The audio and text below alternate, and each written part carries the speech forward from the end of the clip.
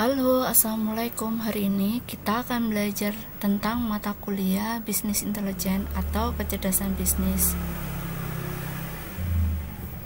Pada bahasan video kali ini kita akan membahas tentang konsep data.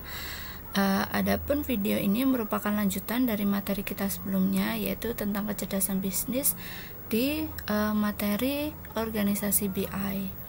Oke, bagi teman-teman yang sudah menonton video sebelumnya, kita langsung saja ya ke materi.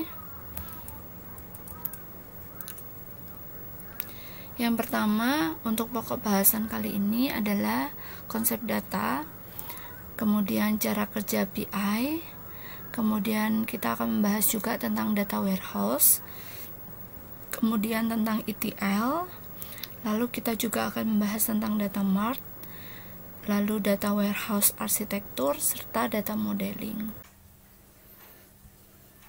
Untuk yang pertama yaitu saya akan menjelaskan tentang konsep data.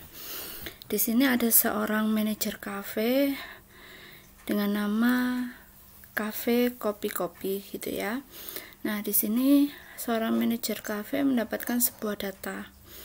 Data apa? Data dari kopi yang paling laku di kafenya, yaitu dengan nama coffee latte. Dari data yang didapat oleh manajer kafe membuat sebuah strategi untuk meningkatkan profit dari kafe tersebut. Nah, manajer kafe membuat sebuah strategi bisnis, yaitu untuk penyediaan bahan baku produk-produk khususnya yang mendukung produk yang paling laku, yaitu cafe latte. Di sini manajer kafe membuat strategi untuk penyediaan bahan baku yang mengantisipasi minat pembeli agar tidak kehabisan bahan baku. Istilahnya persediaan stok bahan baku untuk cafe latte-nya diperbanyak gitu ya. Nah, sampai di sini data ini didapat dari mana? Data ini didapat dari data transaksi penjualan. Dari data transaksi penjualan kemudian dianalisa, dicari mana kafe yang paling laku, yaitu muncullah sebuah cafe latte. Di cafe latte yang paling laku, dan di sana manajer kafe membuat sebuah strategi. Nah, selanjutnya yaitu di sini pengertian data. Nah, beberapa definisi tentang data dari sudut pandang yang berbeda-beda.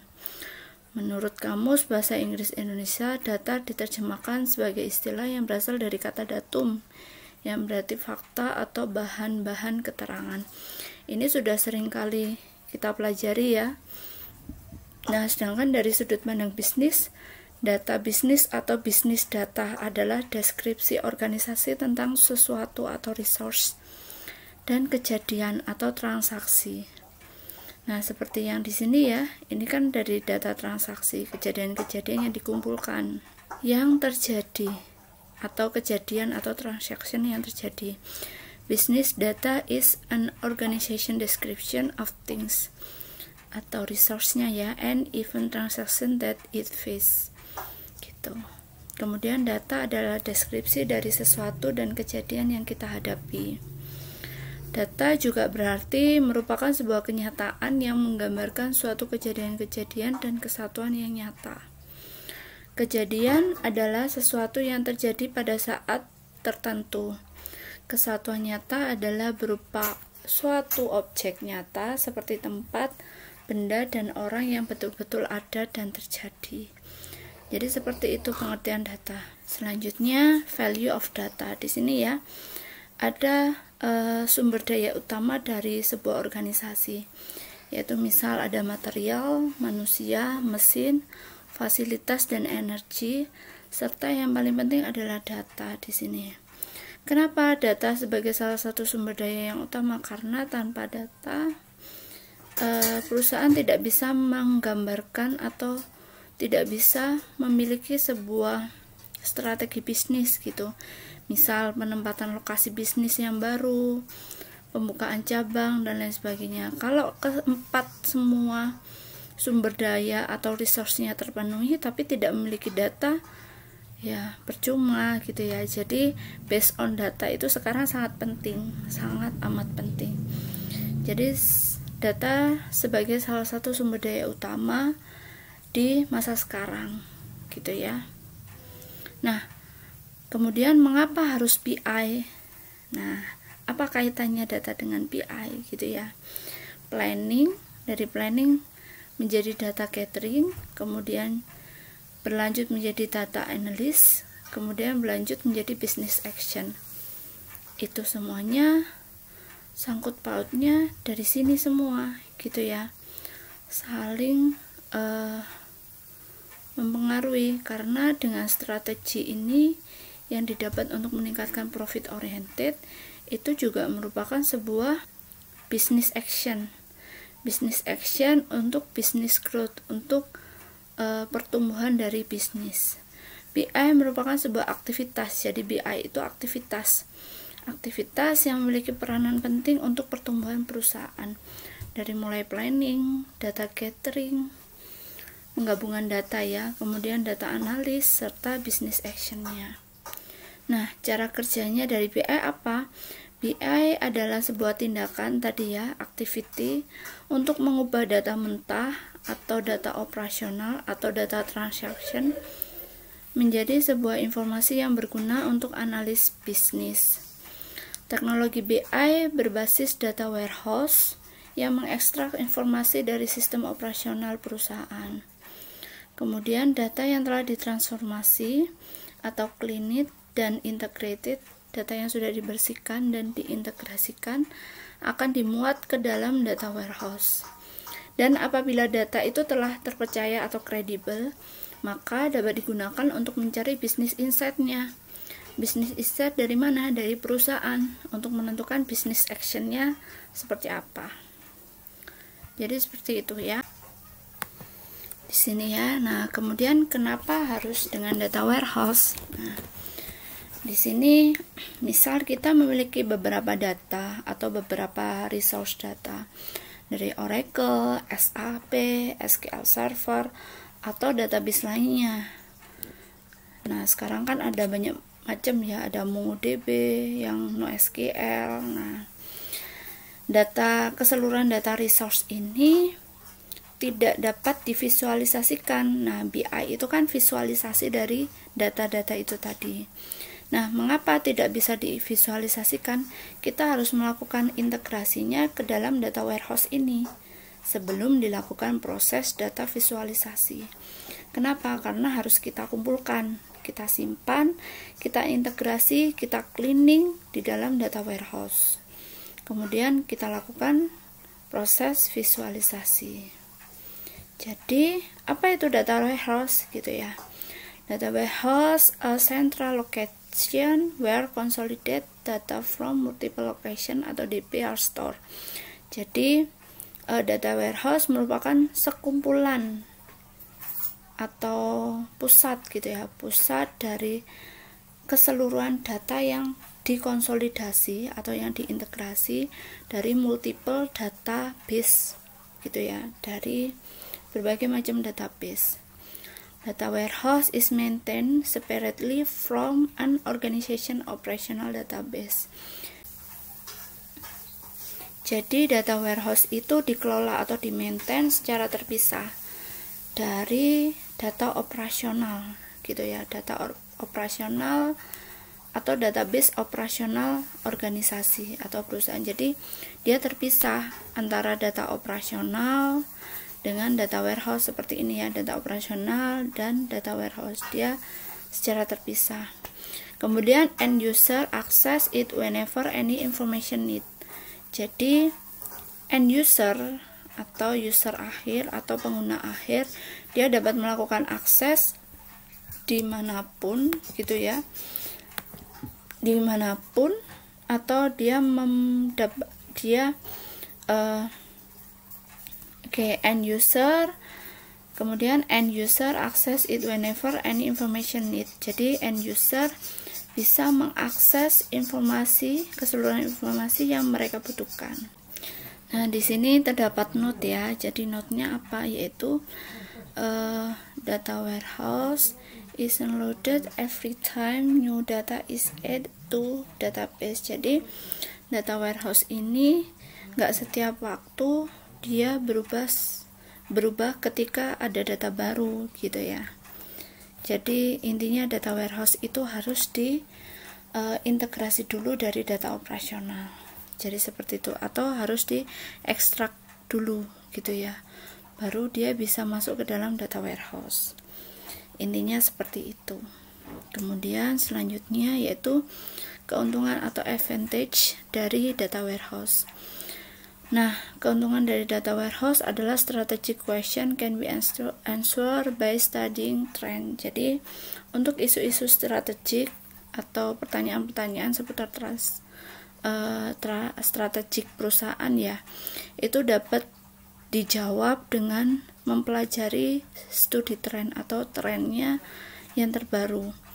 Data warehouse is faster and more accurate. Jadi data warehouse sangat cepat dan lebih akurat. Nah, tapi tetap ada note-nya, yaitu data warehouse is not product that a company can go and purchase. Jadi data warehouse itu bukan sebuah produk yang perusahaan itu dapat membelinya gitu ya, dapat memakai dan membelinya. Tapi data warehouse itu perlu didesain. It needs to be designed and depends entirely on the company requirement. Jadi didesain memenuhi dari kebutuhan si perusahaan itu sendiri. Sebagai contoh dalam ilustrasi ini ya. Nah, kita melakukan query atau seorang user melakukan query. Query dari apa? Dia mengambil data dari operational system atau data operasional yang kemudian diintegrasikan ya dengan menggunakan data warehouse atau diintegrasikan ke dalam data warehouse dari multiple resource yang perusahaan punya. Kemudian distandarisasi, dilakukan data cleaning, distandarisasi data and remove inconsistent. Nah, ini ya, cleaning maksudnya data cleaning itu kita melakukan remove atau menghapus data yang tidak konsisten.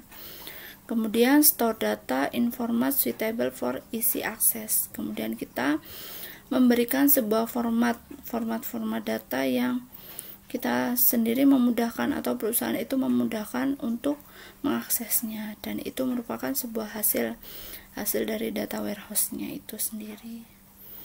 Nah, selanjutnya yaitu properties of data warehouse.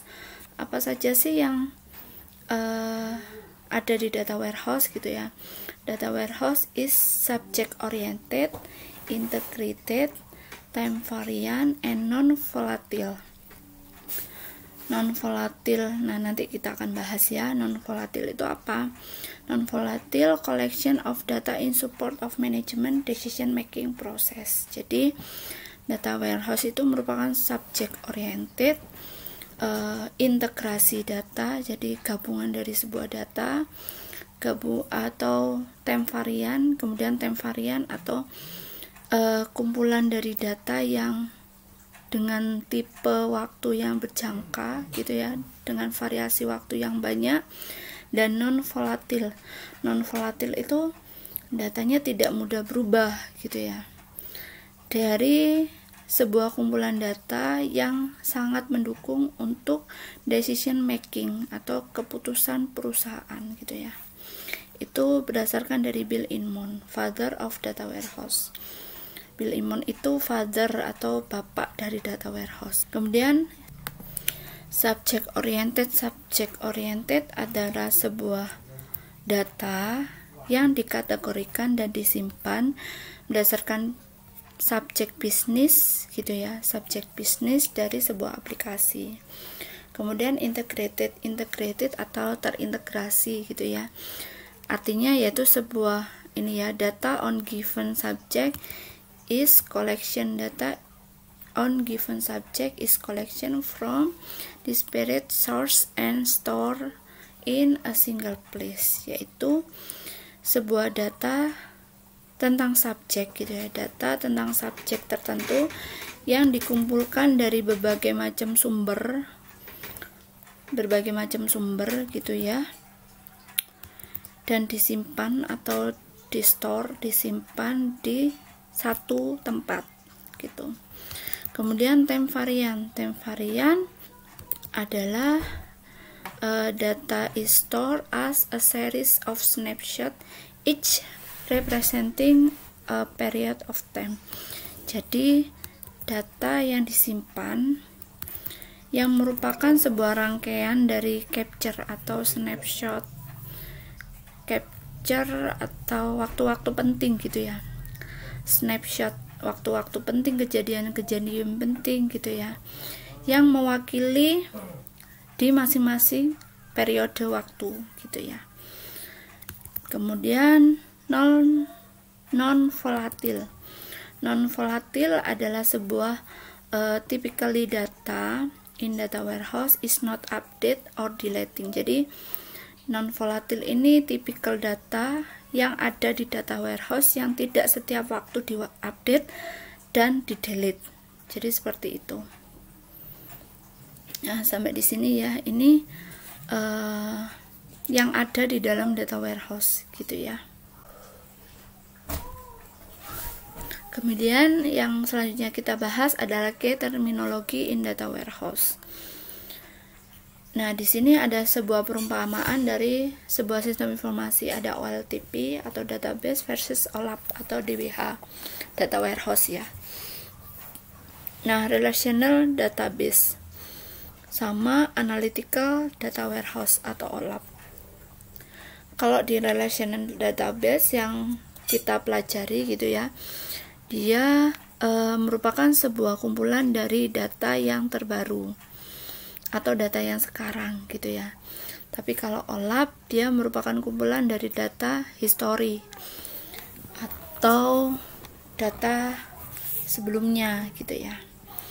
Kemudian dia dipakai untuk menjalankan bisnis, sedangkan OLAP dipakai untuk menganalisa sebuah bisnis. Nah, OLTP based on entity relationship model. Jadi kalau OLTP kita biasanya bahasnya ada ERD gitu ya. Nah, dia based on atau berdasarkan ERD itu tadi modelingnya. Jadi kalau OLAP itu based on star, snowflake, and fact constellation schema atau denormalisasi. Kalau yang ini dia normalisasi gitu ya. Nah, teman-teman bisa searching aja snowflake itu seperti apa bentuknya. Snowflake itu kepingan dari salju gitu ya. Jadi bintang-bintang seperti itu atau star gitu ya. Kemudian provide primitive and highly detailed data. Datanya lebih primitif, bukan primitif ya, atau lebih detail gitu. Kalau OLAP dia lebih ke summary atau kumpulan dan konsolidasi data. Kemudian kalau OLTP use writing data into database. Jadi OLTP dia digunakan untuk menulis data ke dalam database. Sedangkan OLAP digunakan untuk membaca data dari data warehouse. Kemudian dari segi size gitu ya. Dari segi size-nya, database size range from 100 mega sampai dengan 1 giga gitu ya. 100 megabyte to 1 gigabyte. Kemudian kalau data warehouse size range-nya from 100 GB sampai dengan 1 tera. Kalau relational database itu lebih cepat dan dia lebih highly performance gitu ya, performanya lebih tinggi. Tapi kalau OLAP dia lebih highly flexible. Jadi kita mau merubah apapun, bukan merubah ya, kita mau melakukan join, left join, right join dan lain sebagainya, dia lebih fleksibel tapi tidak memungkinkan untuk fast. Kemudian number record access intense. atau number recordnya dibatasi gitu ya, lebih sedikit. Sedangkan ini number of record aksesnya dia bisa jutaan. Contohnya di sini kalau relational database, contohnya untuk semua bank transaction made by a customer ini ya. Jadi kalau misalnya nggak gitu, ini keseluruhan dari transaksi yang ada di bank itu dilakukan oleh customer. Tetapi di sini OLAP di sini adalah di OLAP kita melihat transaksi yang dilakukan oleh customer itu berdasarkan time waktu gitu ya, berdasarkan waktu tertentu. Itu kita bisa lihat di OLAP.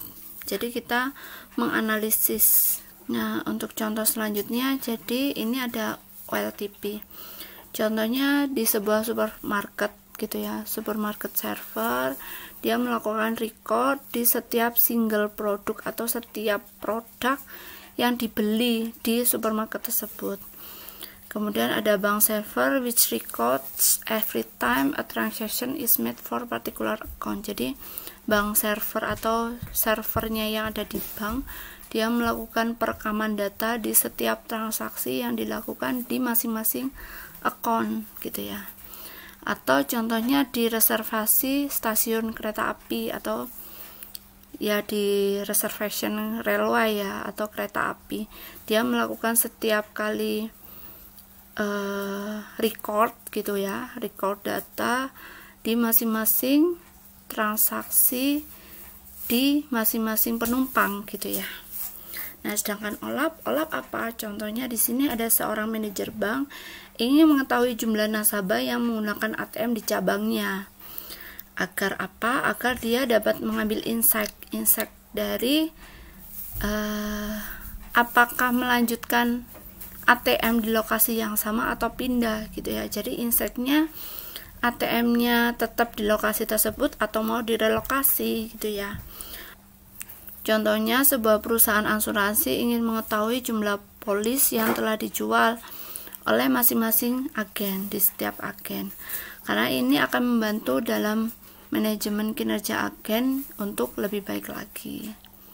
Gitu ya. Nah, kemudian ETL. ETL apa? ETL adalah extract, transform, load, atau sebuah proses mengekstraksi mengekstraksi data dari berbagai sumber dan mengubah data ini untuk kebutuhan Anda atau perusahaan yang kemudian dimuat ke dalam data warehouse gitu ya. Jadi di sebuah data resource gitu ya, itu kan ada masing-masing extension file istilahnya gitu. Ada yang dari XML, ada yang dari XML, ada yang dari Jobol, ada yang dari flat file atau database SQL. Kemudian ini diekstrak, dilakukan transformasi data gitu ya, disamakan datanya, formatnya. Kemudian di loading atau dikumpulkan, diintegrasi jadi satu ke dalam data warehouse. Jadi data warehouse ini merupakan satu kesatuan server sendiri. Kemudian dari data warehouse ini kita bisa melakukan data visualization gitu ya. Kita analisis, kita insight dan lain sebagainya. Next, data mart. Apa itu data mart gitu ya? Data mart is a small version of data warehouse which deals with a single subject. Gitu ya. Jadi data mart adalah sebuah versi mini dari data warehouse, di mana dia merupakan single subject atau dari satu sekelompok gitu ya, sekelompok data. Misal di sini ada data mart 1 yang berisi tentang data sales, data mart 2 yang berisi tentang data marketing, atau data mart 3 yang berisi tentang data operation. Nah, jadi data mart are focused on one area. Jadi data mart hanya fokus di satu area aja, because they draw data from a limited number of source.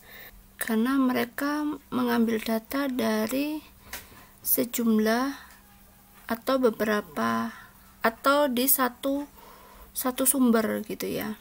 Kemudian time take to build data mart is very less compared to the time take to build data warehouse. Nah, waktu pengerjaan untuk membuat data mart sangat lebih singkat gitu ya, very less dibandingkan dengan waktu yang digunakan untuk membuilding atau membuat atau merancang data warehouse. Tentunya ya, karena data mart ini small version. Nah, dia hanya di masing-masing atau kubiknya hanya di masing-masing area gitu. Oke, lanjut next. Nah, ini perbedaannya ya antara data mart dan data warehouse. Kalau data warehouse itu enterprise wide data, tapi kalau data mart adalah department wide data. Ini keseluruhan ya, enterprise atau wide data, keseluruhan data yang ada di perusahaan. Tapi kalau data mart di masing-masing departemen aja. Data warehouse multiple subject area, tapi kalau data mart hanya single subject area, hanya di satu departemen aja. Data warehouse multiple data resource, dari banyak sekali data resource. Kalau data mart hanya di sebagian atau limited data resource, data source-nya. Jadi hanya misal kalau di SQL ya hanya di SQL saja, kalau XML ya hanya di XML saja gitu. Kemudian occupancy-nya large memory. Kalau ini occupancy-nya limited memory atau cangkupannya dia membutuhkan memori yang sangat banyak, sedangkan data mart hanya sedikit saja memori yang terpakai. Kemudian data warehouse sangat lama untuk diimplementasi atau longer time to implement. Kalau data mart sangat cepat gitu ya, atau sangat pendek waktunya untuk diimplementasi. Jadi bisa dengan cepat untuk diimplementasi. Nah, sampai di sini kalau ada pertanyaan silakan bertanya ya, teman-teman. Kemudian next, tipe dari data mart itu ya. Tipe dari data mart ada dependent data mart, ada independent data mart, ada hybrid data mart. Perbedaannya apa? Kalau dependent adalah datanya yang pertama kali diekstrak from OLTP ini ya, dan kemudian dipopulasi ke sentral atau dikumpulkan di sentral data warehouse-nya.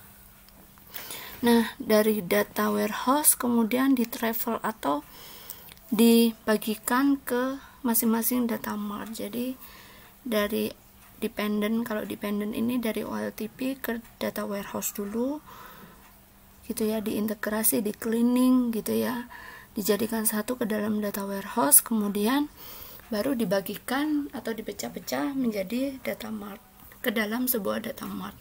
Kalau independent data mart adalah data is directly received from the source system gitu ya. Jadi dari OLTP langsung didistribusikan ke dalam data mart.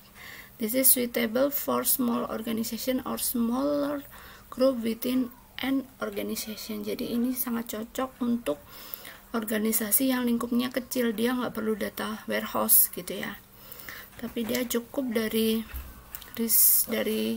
data transaksi atau source-nya kemudian dibuat di data mart.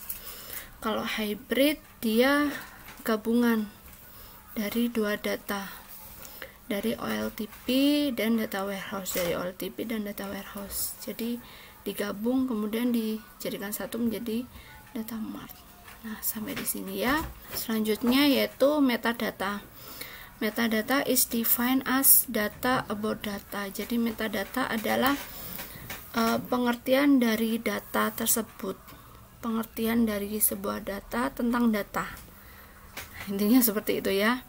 Nah, metadata in data warehouse is defined the source data flat file, relational database, and other object. Jadi merupakan objek-objek dari sebuah data.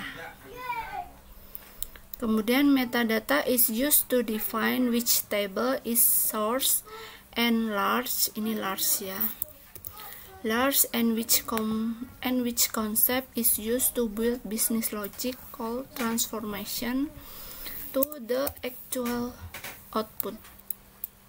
Jadi metadata ini biasanya digunakan untuk menentukan tabel mana yang merupakan source atau sumber data yang utama dan yang besar gitu ya, dengan konsep mana yang paling bagus untuk digunakan untuk membangun bisnis gitu ya, bisnis atau logika bisnis yang biasanya disebut dengan keluaran output transformation gitu ya, atau actual output transformation. Jadi seperti itu. Jadi dia merupakan atau mencari dan mengidentifikasi mana tabel yang memiliki source atau memiliki sumber data yang sangat besar. Nah, sampai di sini dulu ya. Ini pengertian dari metadata. Oke, selanjutnya yaitu data warehouse arsitektur. Jadi ini contoh ya. Ini contoh untuk arsitektur atau membangun sebuah data warehouse. Nah, ini ada data source dan flat file atau file dalam bentuk kertas ya. Kemudian ETL yang ada di staging database atau ya area staging itu area temporer gitu ya, area temporer sebelum diekstrak ke dalam data warehouse. Nah, di dalam data warehouse ini ada metadata, ada aggregate data, dan raw data. Metadata seperti tadi ya yang saya sampaikan, kemudian aggregate data dan raw data. Nah, kemudian di sini dari data warehouse dipindah menjadi atau dikumpulkan, disubjekkan gitu ya, cube-cube kecil menjadi data mart yang berisi tentang per masing-masing departemen, ada sales, ada purchase, ada stock gitu ya. Kemudian dipakai oleh user, langsung end usernya. Jadi kira-kira seperti ini gambaran dari data warehouse. Kemudian di sini ada level of data modeling. Level of data modeling di sini ada audience, ada data arsitektur, kemudian DBA developer.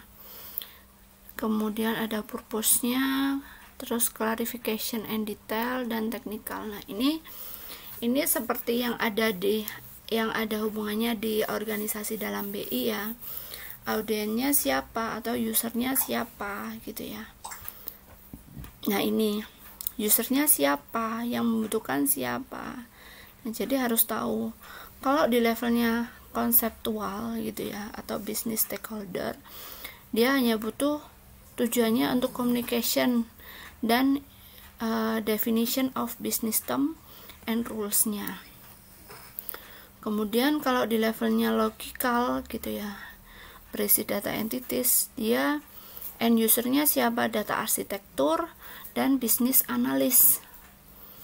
Tujuannya untuk apa? Tujuannya untuk melakukan clarification and detail dari business rule dan data structure.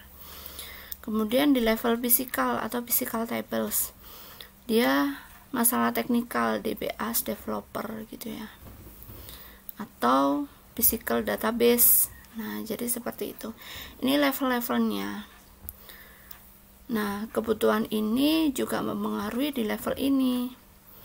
Data mart-nya, apa yang harus disiapkan untuk masing-masing usernya. Jadi seperti itu ya. Yang di sana piramid data, istilahnya piramida data. Logical data ini proses model dan data requirement. Kemudian dari logical data dia mengambil logical data model.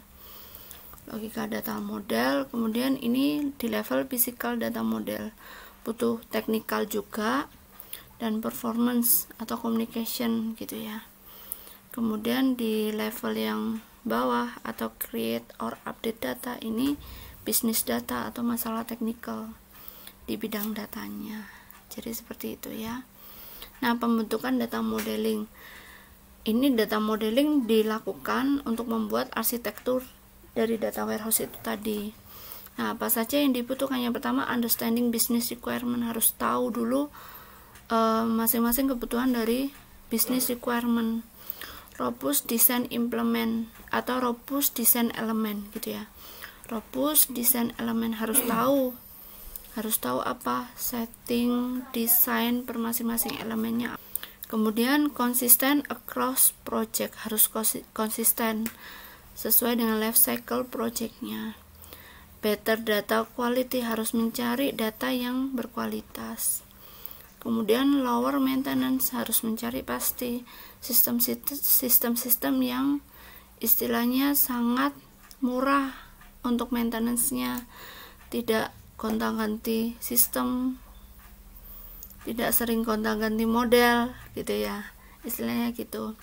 Reuse of model, jadi model datanya, model sistemnya, model BI-nya itu harus bisa reuse atau dilakukan secara berulang-ulang tanpa harus, atau ini ya istilahnya tanpa harus mengulang sistem gitu, tanpa harus membuat ulang sistem gitu ya. Improve performance, jadi semakin baik data yang dikumpulkan atau data modelingnya harus bisa memenuhi kebutuhan ketika akan improve data dari segi capacity gitu ya. Kemudian quality management, ini hubungannya dengan tim manajemen gitu ya, tim manajemen, terus tim project gitu ya, tim projectnya solid atau tidak. Jadi ini pembentukan data modeling. Kemudian key step in data modeling process, ini ya tadi ya, identity of entities, jadi masing-masing bisnis objeknya apa. Kemudian identity key property, di masing-masing entity itu bisa jadi berbeda gitu ya di masing-masing modelnya. Kemudian raw draft, jadi membuat sebuah relation model untuk melihat antar koneksinya. Kemudian identifikasi dari keseluruhan atributnya. Mapping, ini yang paling penting ya, mapping the attribute. Jadi untuk entities kita perlu melakukan mapping dari dari modelnya gitu ya, yang dapat mengartikan bisnis data itu sendiri. Kemudian finalisasi adalah validasi data modelnya. Apakah data model ini sudah tepat dan baik untuk digunakan? Baiknya dalam hal ini adalah sesuai dengan kebutuhan perusahaan, sesuai dengan kapasiti perusahaan. Nah, kenapa harus dengan data modeling itu penting gitu ya, hubungannya data modeling itu penting karena balik lagi konsep data is an asset on your corporation gitu ya, konsep data. Karena ya ini tadi konsep datanya apa, data itu merupakan aset yang penting dari sebuah perusahaan. Nah, data itu juga harus dimengerti dan dimanage gitu ya. Don't need to look at detail right way or sometimes ever, atau di sini kita tidak hanya melihat dari segi detailnya gitu ya, tapi kita harus melihat dari keseluruhan datanya itu sendiri. Nah, and add to understanding, jadi data itu juga digunakan untuk membantu kita memahami sesuatu. Provides in common vocabulary, jadi memahami tentang tujuan, pemahaman gitu ya, pemahaman dari sebuah kosakata. Jadi itu tadi ya, kenapa kok data modeling is important gitu ya. Oke, mungkin sampai di sini dulu. Teman-teman bisa, kalau ada pertanyaan, teman-teman bisa bertanya gitu ya, bisa bertanya langsung di kolom GC atau WA. Nah, Dalam video ini mungkin ini saja yang bisa saya sampaikan. Terima kasih dan wassalamualaikum warahmatullahi wabarakatuh.